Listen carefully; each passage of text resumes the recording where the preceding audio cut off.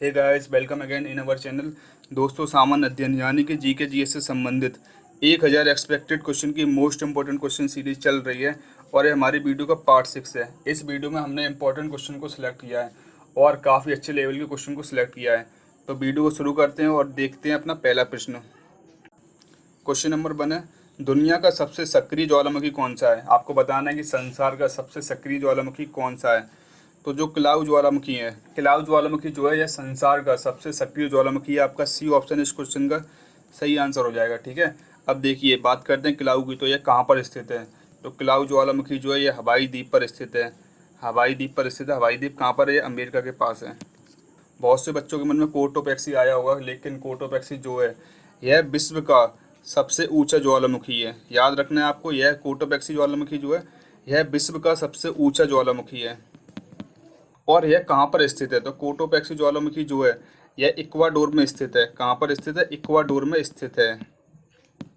ठीक है, देखिए आप फोटो में देख पा रहे होंगे, ये है अमेरिका और अमेरिका के लेफ्ट साइड ये छोटा सा है हवाई द्वीप। इसी हवाई द्वीप में क्लाउ ज्वालामुखी स्थित है और ये आप देख सकते हैं क्लाउ ज्वालामुखी की photo. Next question, question number 2 है, उत्तरी गोलार्ध में सबसे छोटा दिन होता है। तो आपको बताना है कि उत्तरी गोलार्ध में सबसे छोटा दिन कब होता है। तो इसका आंसर हो जाएगा 22 दिसंबर। देखिए होता क्या है, 22 दिसंबर को सूर्य जो है यह मकर रेखा पर लंबवत होता है। इसे मकर संक्रांति कहते हैं। इस दिन क्या होता है, इस दिन पृथ्वी एक पोजीशन में झुक जाती है। तो उत्तरी गोलार्ध सूर्य से मैक्सिमम डिस्टेंस पर होता है। इस प्रकार उस एरिया में कम रोशनी पहुंच पाती है, जिससे दिन छोटा और रात लंबी होती है। तो दिसंबर करेक्ट आंसर हो जाएगा। और इसके अपोजिट दक्षिणी गोलार्ध में सबसे बड़ा दिन होता है। इसी दिन उत्तरी गोलार्ध में सबसे छोटा दिन होता है और इसी दिन दक्षिणी गोलार्ध में सबसे बड़ा दिन होता है। इसका रीजन क्या है मैंने आपको बता दिया है। ठीक है, नेक्स्ट क्वेश्चन, क्वेश्चन नंबर 3 है, निम्न में से कौन संघ सूची के तहत नहीं आता है? आपको बताना है इन चारों में से संघ सूची के अंडर में से कौन सा नहीं आता है। ठीक है, देखिए प्रत्यार्पण, भारतीय रिजर्व बैंक और डाकघर बचत बैंक, ये तीनों जो हैं ये संघ सूची के विषय हैं। लेकिन जो कृषि है ऑप्शन नंबर डी, ये संघ सूची के तहत नहीं आता है। देखिए संघीय सूची में कृषि विषय को शामिल नहीं किया है। कृषि जो है ये राज्य सूची का विषय है। ठीक है, चलिए थोड़ा इसके बारे में जान लेते हैं। भारत के संविधान की 7वीं अनुसूची में 3 सूची का विवरण दिया गया है। कौन कौन सी 3 है?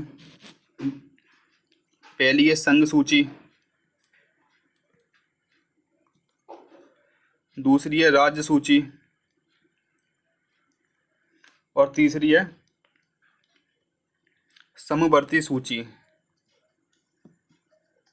अब एग्जाम में पूछा जाता है कि संघ सूची में कितने विषय हैं, राज्य सूची में कितने विषय हैं और समवर्ती सूची में कितने विषय हैं। तो आपको पता होना चाहिए जो संघ सूची है इसमें 100 विषय हैं, राज्य सूची में 61 विषय हैं और समवर्ती सूची में 52 विषय हैं। तो आप एक कोट की तरह याद कर सकते हैं 100, 61, 52। और होता क्या, जो संघ सूची है इसके अंतर्गत दिए गए विषयों का केंद्र सरकार कानून बनाती है और जो राज्य सूची है इसके अंतर्गत जो विषय आते हैं इनका राज्य सरकार कानून बनाती है। और जो समवर्ती सूची है इसके अंतर्गत केंद्र सरकार व राज्य सरकार दोनों ही कानून बना सकती हैं। आपको ये फैक्ट याद रखने हैं। नेक्स्ट क्वेश्चन है क्वेश्चन नंबर 4, गूगल की स्थापना लैरी पेज और किसने की थी? आपको बताना है जो गूगल है इसकी 2 लोगों ने स्थापना की थी। एक तो है लैरी पेज और दूसरा कौन है? तो जो दूसरे हैं उनका नाम है Sergey Brin. Option number C correct answer हो जाएगा। तो गूगल की स्थापना लैरी पेज और सर्गी ब्रिन ने दोनों ने साथ में मिलकर की थी। ठीक है, अब कुछ गूगल के बारे में देख लेते हैं।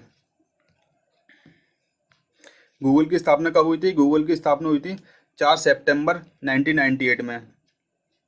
और करंट में इसके सीईओ कौन है? तो करंट में इसके सीईओ हैं सुंदर पिचाई। और इसका हेडक्वार्टर कहाँ है? तो इसका हेडक्वार्टर कैलिफोर्निया। इतने फैक्ट आपको गूगल से याद रखने हैं क्योंकि इनमें से कोई सा भी फैक्ट डायरेक्ट पूछ लिया जाता है एग्जाम में। नेक्स्ट क्वेश्चन है क्वेश्चन नंबर 5, बलियार बांध केरल के किस जिले में है? हो सकता है आपको इस क्वेश्चन का आंसर नहीं पता हो, मैं बता देता हूँ। जो बलियार बांध है ये केरल के पलक्कड़ जिले में स्थित है। ठीक है, तो इस क्वेश्चन का बी ऑप्शन करेक्ट आंसर हो जाएगा। देखिए इस बांध का निर्माण जो है ये बलियार नदी पर किया गया है। बलियार बांध का निर्माण जो है बलियार नदी पर किया गया है। ठीक है, याद रखना है। चलिए नेक्स्ट क्वेश्चन हमारा क्वेश्चन नंबर 6 है, किस सिख गुरु ने सिख धर्म के पवित्र ग्रंथ आदि ग्रंथ का संकलन किया है? तो आदि ग्रंथ के संकलनकर्ता कौन है? क्या नाम है उनका? उनका नाम है गुरु अर्जुन देव। अब देखिए, गुरु अर्जुन देव जो हैं ये सिख गुरुओं के 5वें नंबर के गुरु हैं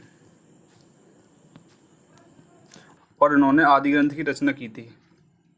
अब देखिए सभी के बारे में थोड़ा थोड़ा जान लेते हैं। ऑप्शन नंबर ए है गुरु हरगोबिंद, तो यह सिखों के 6वें नंबर के गुरु थे।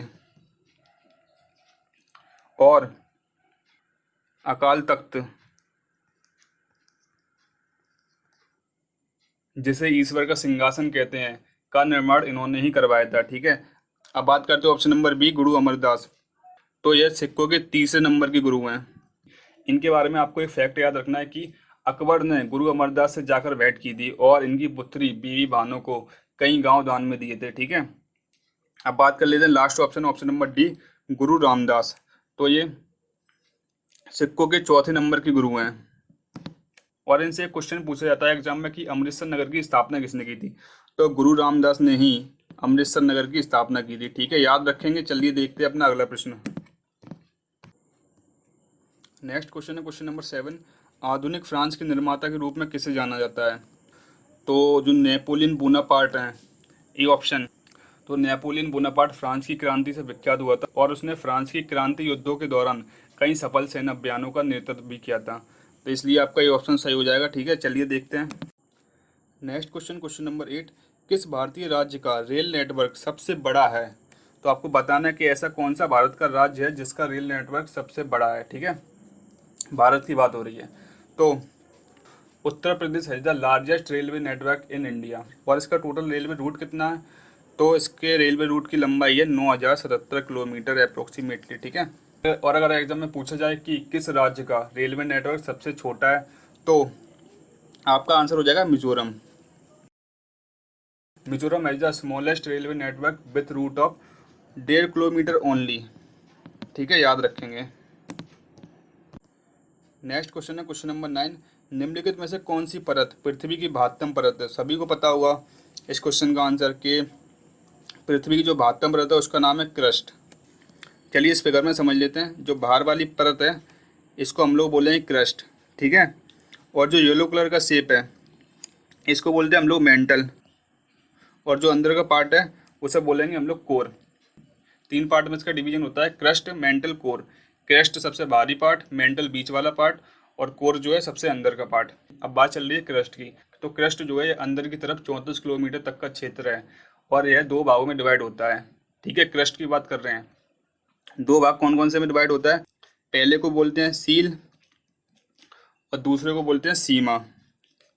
याद रखना है आपको, डायरेक्ट एग्जाम में पूछा जाता है। सील क्षेत्र में सिलिकॉन, एल्यूमिनियम, और सीमा क्षेत्र में सिलिकॉन और मैग्नीशियम की अधिक मात्रा होती है। नेक्स्ट क्वेश्चन है क्वेश्चन नंबर 10, आकर्षक भोजन देखने पर हमारे मुंह में पानी आ जाता है, यह कौन सा तरल पदार्थ होता है।